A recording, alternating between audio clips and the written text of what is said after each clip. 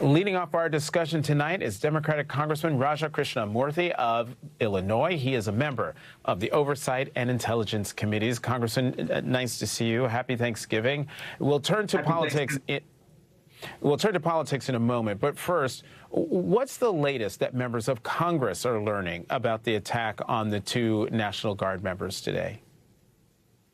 I only know what I've been reading and seeing in the media. I think all of us are just praying that they get through today and tonight and get to a better place physically.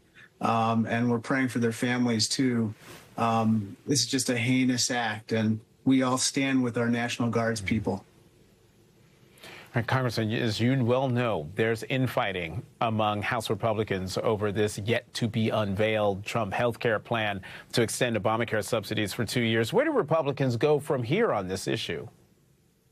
I think they have to decide, do they side with their constituents who want these Obamacare tax credits extended, or do they side with a very hardline faction of the Republican conference that wants to kill Obamacare? They've always wanted to kill Obamacare. They tried to repeal it 50 times in Trump's first term when I was there a decade ago. And so, essentially, that is the situation that Republicans find themselves in. Meanwhile, if those Obamacare tax credits don't get extended, 4 million people are going to lose their health insurance, Jonathan. That's on top of the 13 million who are going to lose health insurance because of what Trump calls the big, beautiful bill. I call the large, lousy law. So it's really causing a healthcare catastrophe. And it's going to hurt all of us because these people are going to end up, going to the ER.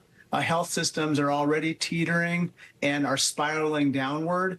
And so this is going to have a negative impact on everybody. President Trump defended Steve Witkoff after a leaked transcript revealed him coaching a Russian official on how to win Trump's support for Russia's terms in a deal to end the war in Ukraine. Trump said, quote, "I haven't heard it, but it's a standard thing. That's what a deal maker does."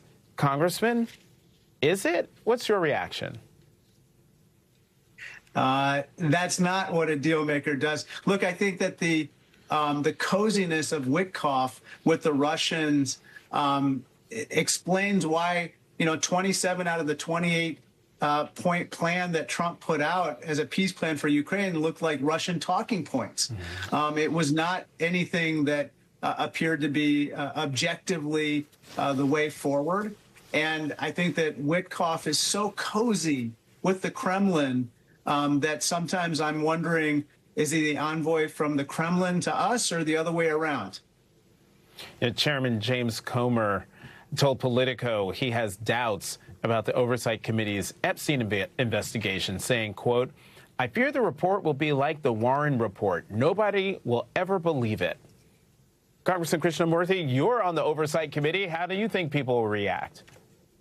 Well, it depends. I think that if we put out the facts, first of all, we get all the files as part of this law, hopefully within 30 days, and that we're able to sift through it and include it in the final report. I think it will be very important. Just to step back for a second, the reason why we're doing this, and I think the reason why there's so much energy and resolve behind what we're doing is because of the survivors, of the victims of the child sex trafficking ring that victimized more than 1,000 girls who are now middle-aged women who've never received justice.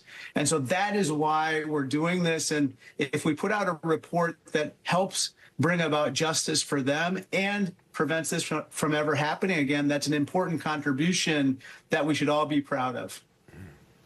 Congressman Krishnamoorthi of Illinois, thank you very much. And again, happy Thanksgiving. Happy Thanksgiving.